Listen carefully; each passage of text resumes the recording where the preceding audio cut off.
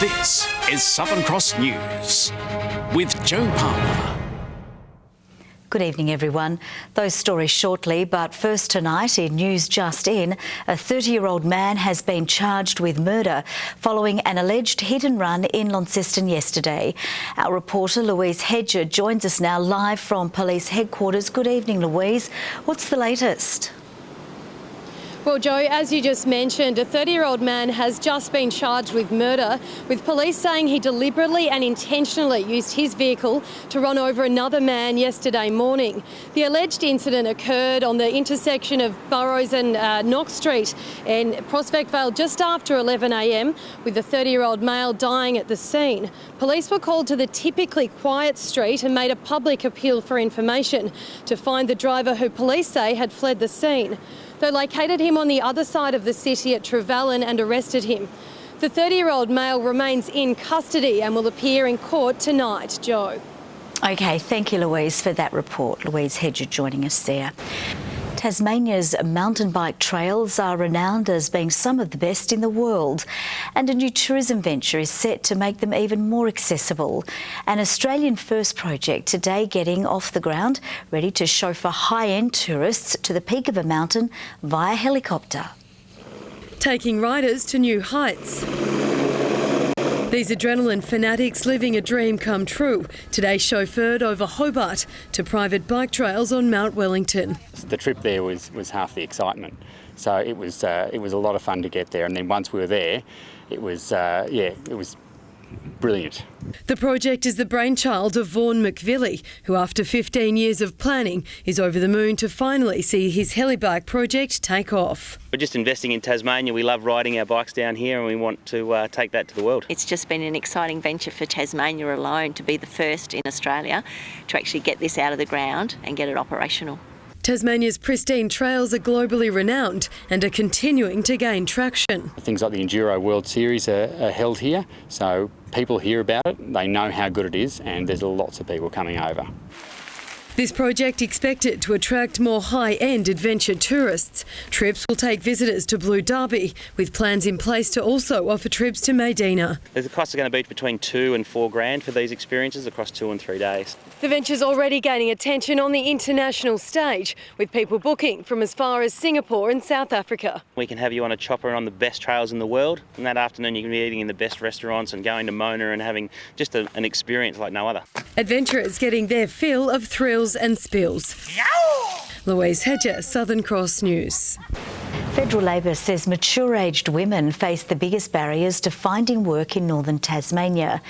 A task force set up by the party to tackle unemployment met with locals today to discuss their concerns. There's a real disconnect between what workers need and connecting them where the work is. However, the Liberals say the task force is little more than a talkfest, with the party saying it has created 16 months of consecutive jobs growth in the economy. There were hundreds of tigers on the loose in North Hobart today as enthusiastic Richmond fans queued for a photo with the 2017 Premiership Cub.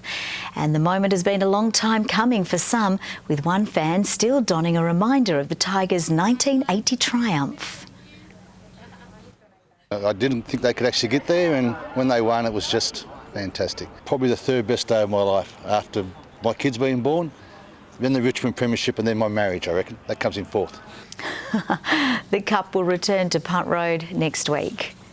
Hundreds of Tasmanian children will no doubt be sleeping soundly tonight after today taking part in an adventure-packed scout regatta. Scouts and Girl Guides from across the state coming together for a range of activities, with one in particular proving to be the pick of the bunch. A wet and wild day for this adventurous bunch.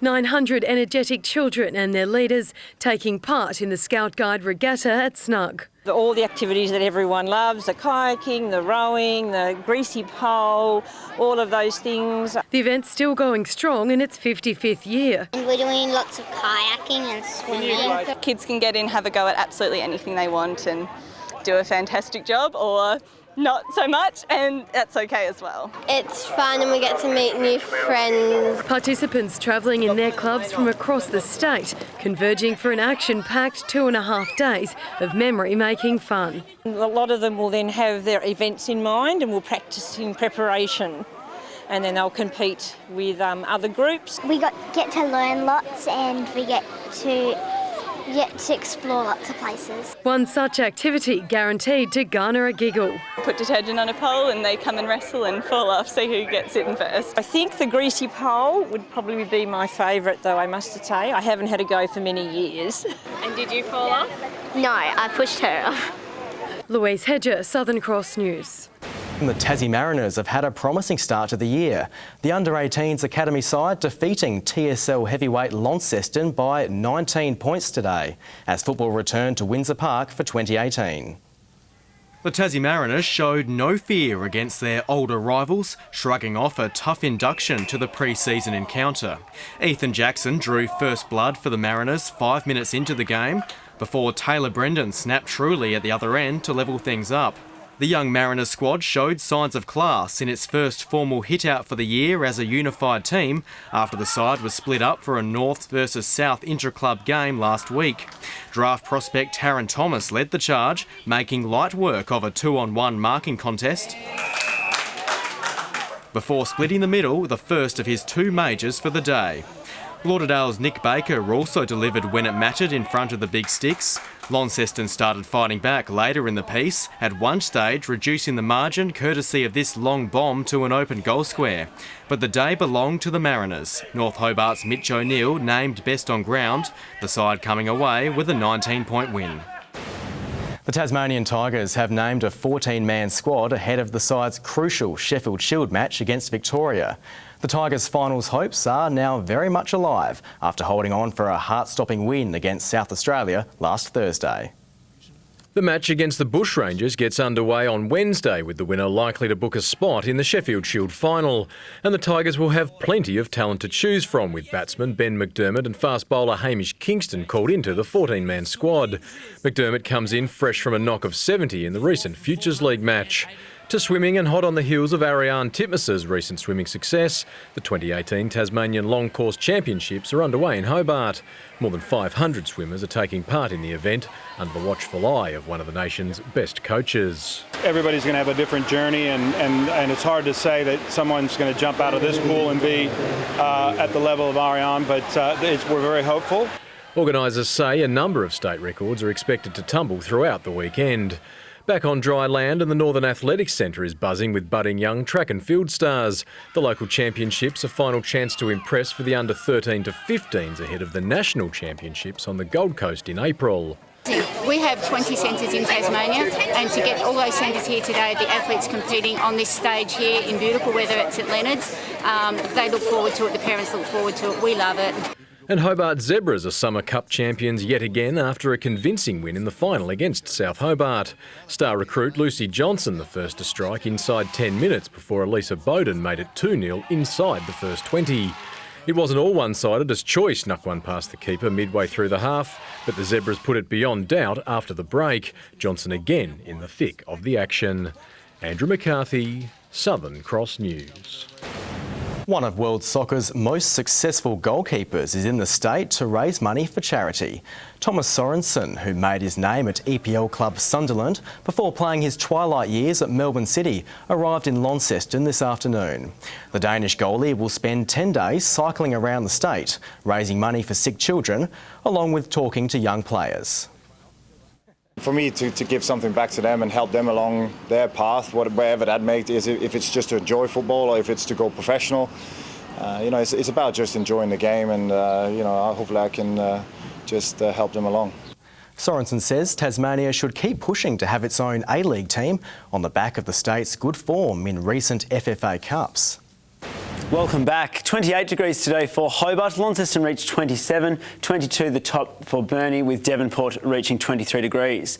Around Tasmania, 29 was the state's top for Grove and Bushy Park. Fingal hit 27, 26 degrees for Strawn, Fingal and Cressy, 25 at Scottsdale and Warra, as well as on Flinders Island, with 24 at St Helens and on Maria Island, with 21 degrees for Lyowini.